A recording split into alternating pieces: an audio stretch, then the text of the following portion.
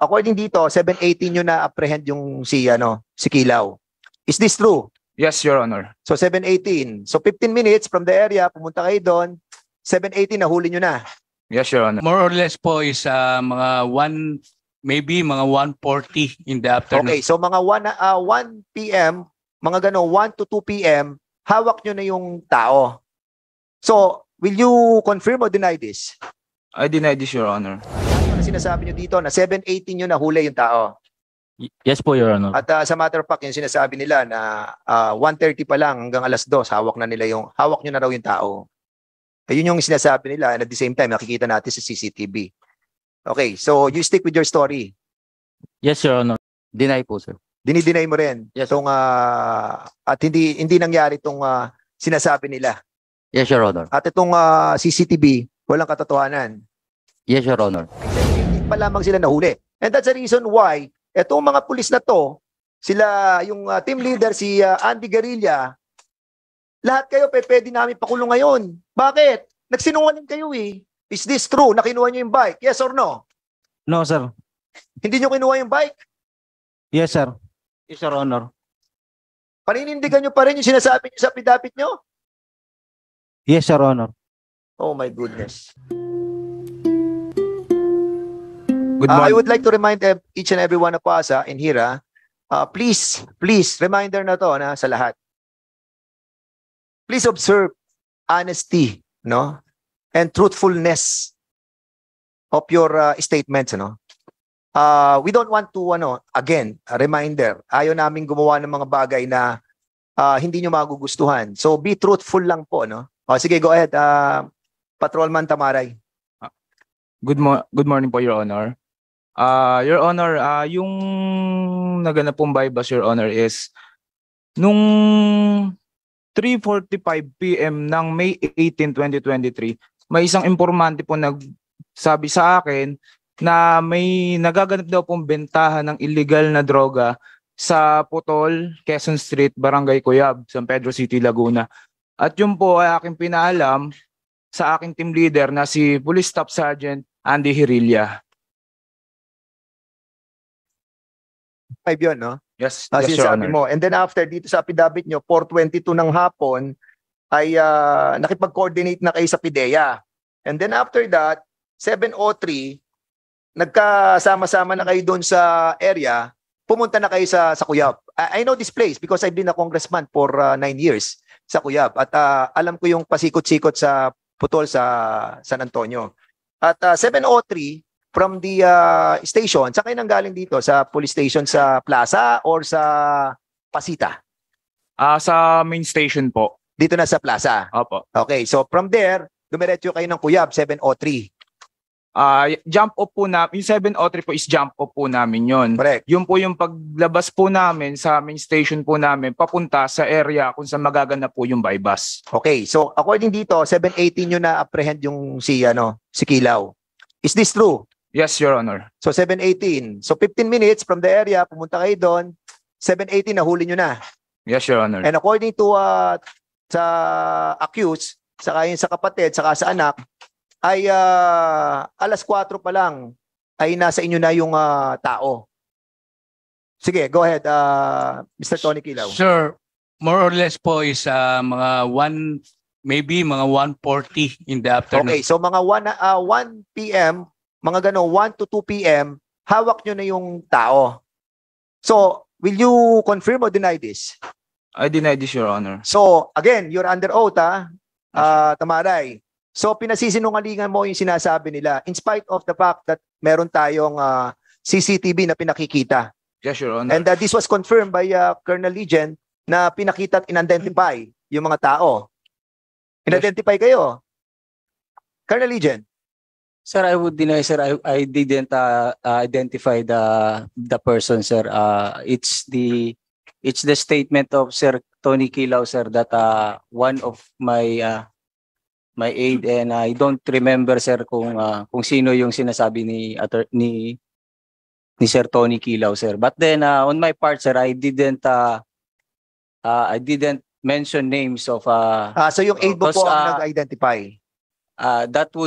I would deny, sir, na nagsabi yung aide. And who's the aide na sinasabi po ni... So, Mr. Tony Kilaw, yung bang sinasabi mong nag-identify ng mga taong nandito sa CCTV ay kilala mo? Pag makikita ko po ng personal, siguro po ma-identify ko. I refute the statement of the good Hepe. Kasi po may witness po ako na sinasabi niya yung mga pangalan at saka Okay. niya. And even, well, you were mentioning hindi the name of the Mayor Art Mercado. Yes, Your He Honor. was there. Yes, Your Honor. Okay. And What was there? Attorney Alvear, Your Honor, and a retired commissioner na Okay, attorney. we will be inviting them over as well, no? Yeah. Sa next hearing para Yes, makita Your natin yung veracity. So, okay, si Tamaray, sinasabi mo wala nangyaring ganito, no? Na sinasabi nila, tama? Yes po, Okay, Yes po, Your Honor. susunod si Mungkal. Mungkal ba 'yon? Lorenzana. Okay, Lorenzana. So, you are sticking also with the affidavit that you have filed, right? Yes, Your Honor. So, you are under oath. Again, ha? You're all under oath. Yes po, Ah. Your Honor. At lahat ng sinasabi nyo dito na 7:18 yun nahuli yung tao. Yes po, Your Honor. At sa matter of fact, yung sinasabi nila na 1:30 pa lang hanggang 2:00, hawak nyo na raw yung tao. Ayun yung sinasabi nila and at the same time, nakikita natin sa CCTV. Okay, so you stick with your story. Yes, Your Honor. Okay, si Mungkal na lang. Mungkal. Kasi ito may mga affidavit.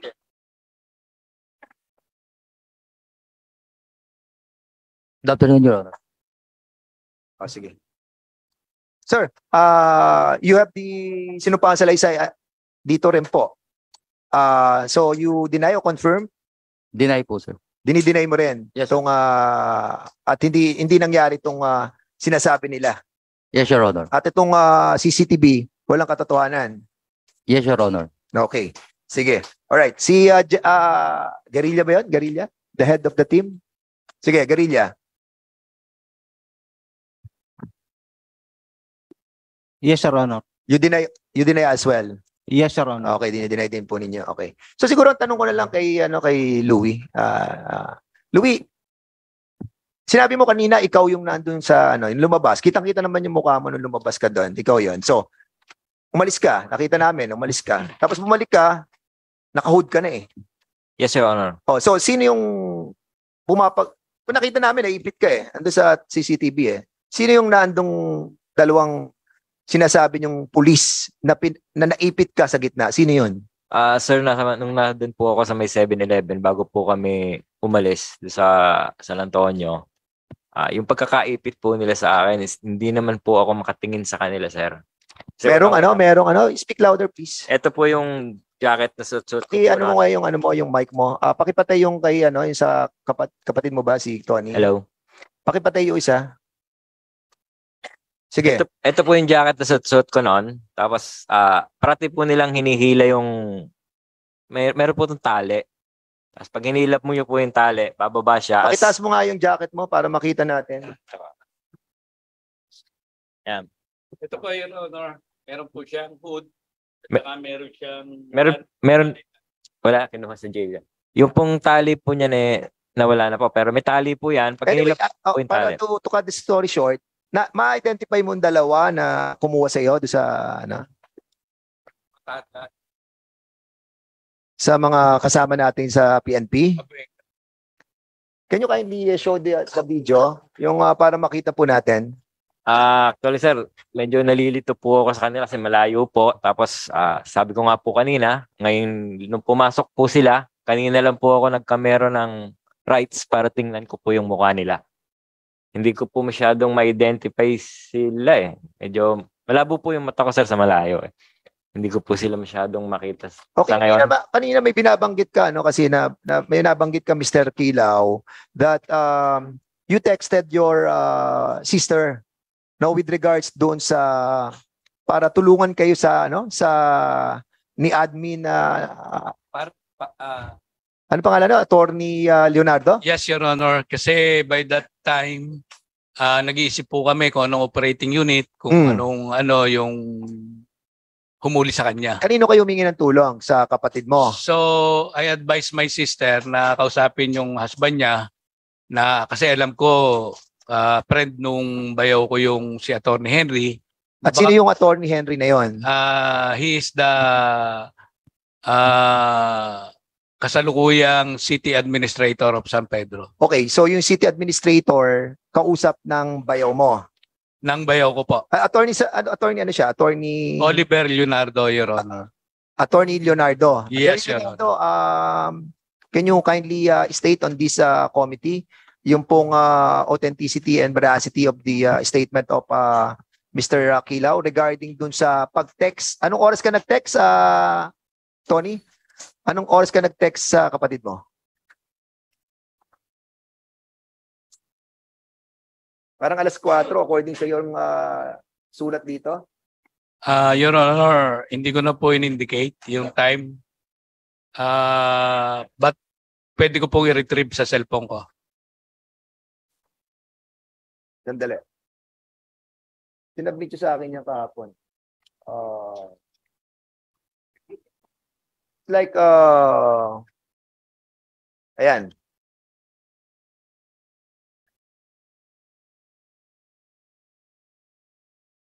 Three. At ang reply sa iyo, 4:40. So, Attorney Salazar, can you kindly confirm kung ano to, forward text to, no? Forward text to, Tony Kilaw?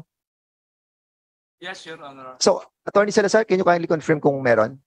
Uh, Attorney Leonardo pala. Sorry po. Good morning, Mr. Chairman, and to the honorable members of the Committee on Public Order and Safety. Yes, I do confirm the exchange of messages between me and City Administrator Attorney Henry B. Salazar.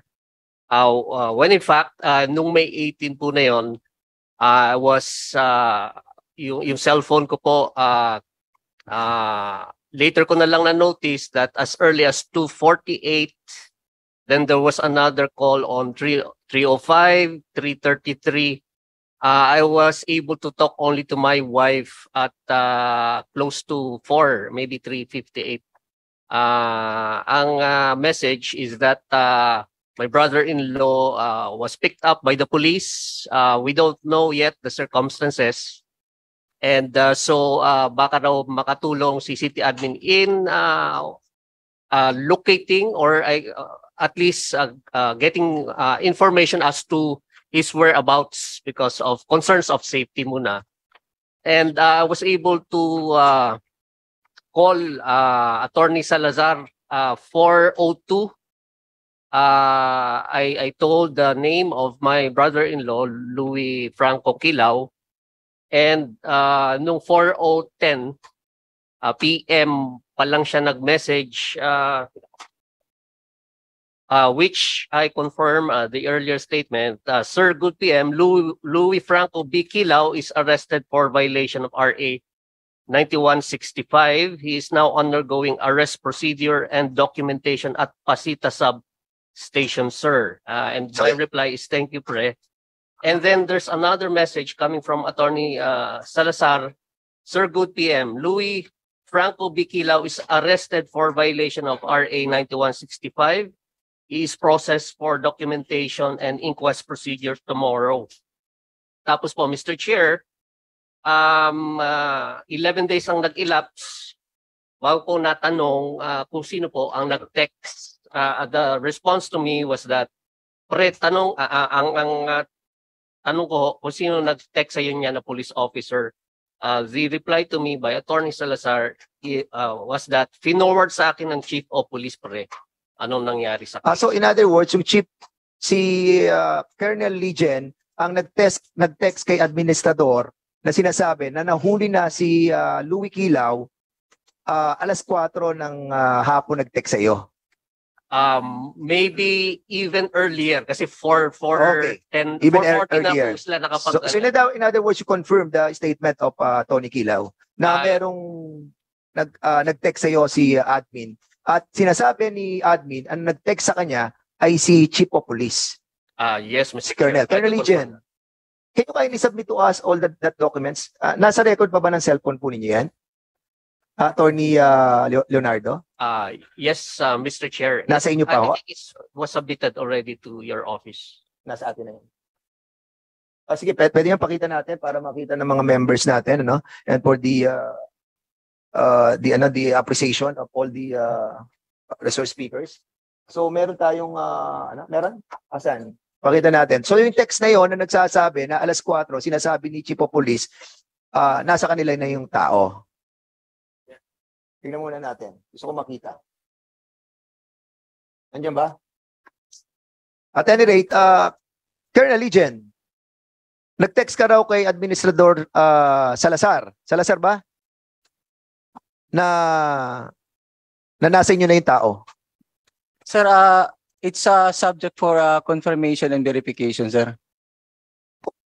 Paano explain po, Mr. Chair. Colonel.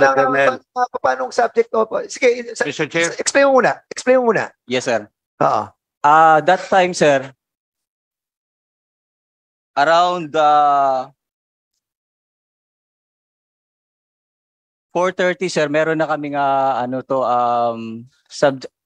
sa PDEA, sir, PDEA sa coordination confirmation na coordination namin, sir, na ang subject for operation is si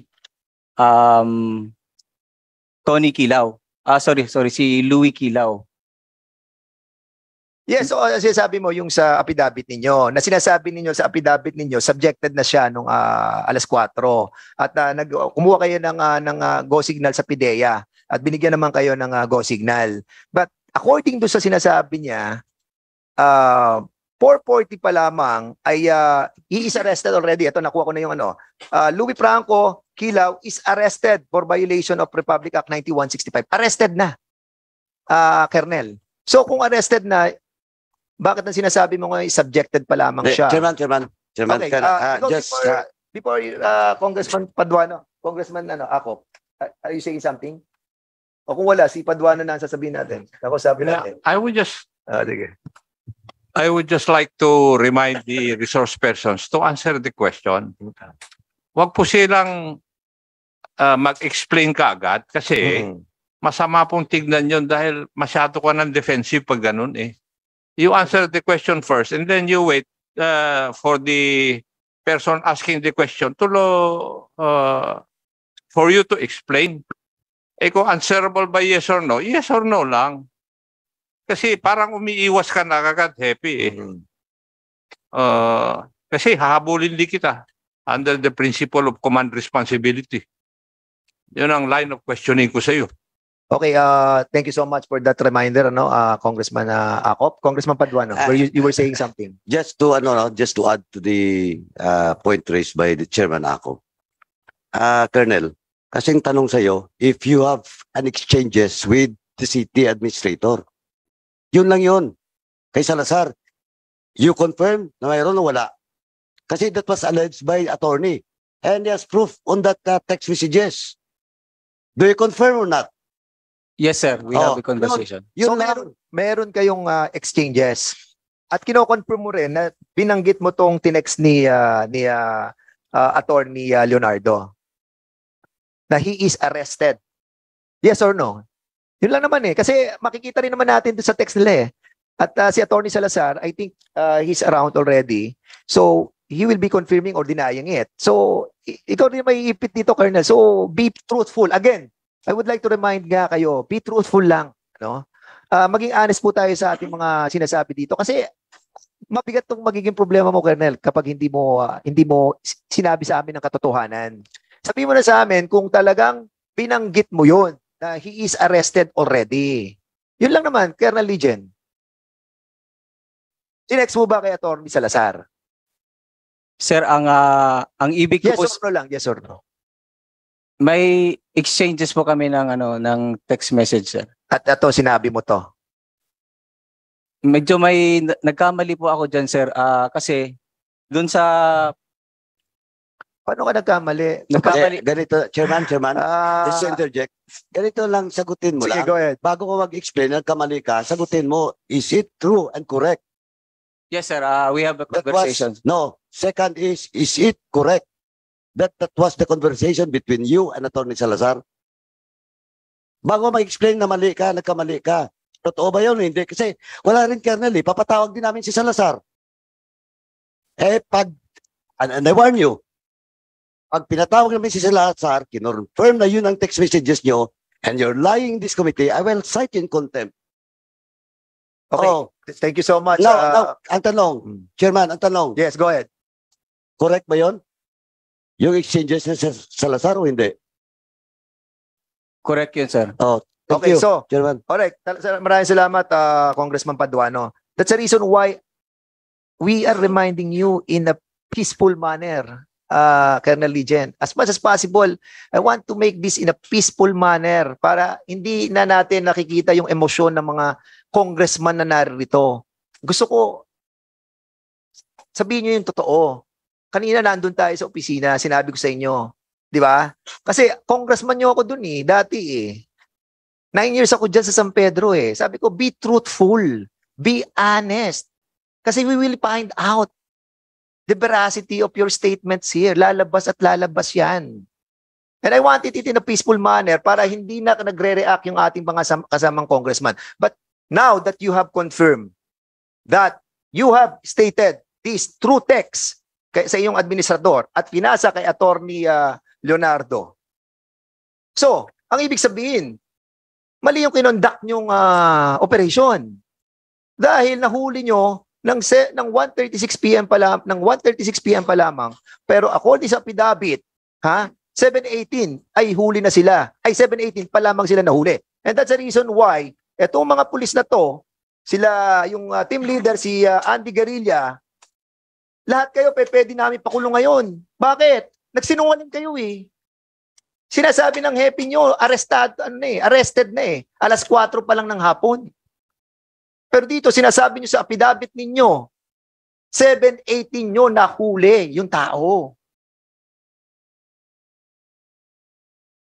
And that's constitute a crime. Hindi lamang yun ang aabutin nyo dito. Merong allegation dito na nagnakaw kayo ng bicycle, nagnakaw kayo ng motor. Is this true? Andy Guerrilla, head ka ng team. Is this true na kinuha nyo yung bike? Yes or no? No, sir. Hindi nyo kinuha yung bike? Yes, sir. Yes, Your Honor. Paninindigan nyo pa rin yung sinasabi nyo sa affidavit nyo? Yes, Your Honor. Oh my goodness. Sige, pakita yung bike. Sino may-ari? Si Kent? Meron ka bang Yes, Your Honor. ebidensya? Meron po kaming picture. Nasaan? Your Honor, emphasize ko lang po na yung sinakyan nung nagnakaw ng bike, yung nagangka sa kanya nung papasok sila doon sa bahay ni na Louie, ay yung Gecko Lia. Yung Gecko Lia. So sino si Ecolea? Ecolea, ikaw ba nagdala ng bike palabas? Yes. No, Patrolman Ecolea. No, Your Honor. Yung kumuha po ng bike ay angkas-angkas niya nung pumasok sa looban ni na Louie. Sige, pakita natin. So he can easily identify kung sino yung taong inangkas niya.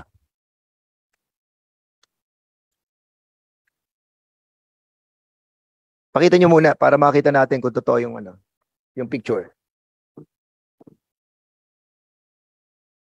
Ito, Andy Guerrilla, head ng team. Your Honor, mismo si Kent po yan. Si Kento. Ito yung bata, may-ari ng bike. Sige, asan yung kanina sa video na nakita natin lumalabas sa may dalang bike? Pakita natin yung yung video.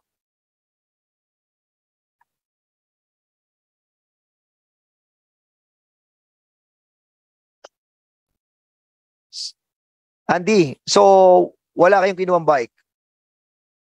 And even yung motorbike na ginagamit ni Louie, hindi nyo dinala. Hindi po. Sige. Okay. Tony Kilaw. Your Honor, napakalinaw po sa video na yung sinasakayan po ni Mr. Guerrilla ay yung motorcycle po ni Louie, papunta at paalis. Ayan. Ito. Meron din po akong picture ng motorcycle. At kung i-enhance po natin yung CCTV ma-identify po natin na yung motor ni Louie at yung sinasakyan niya ay iisa.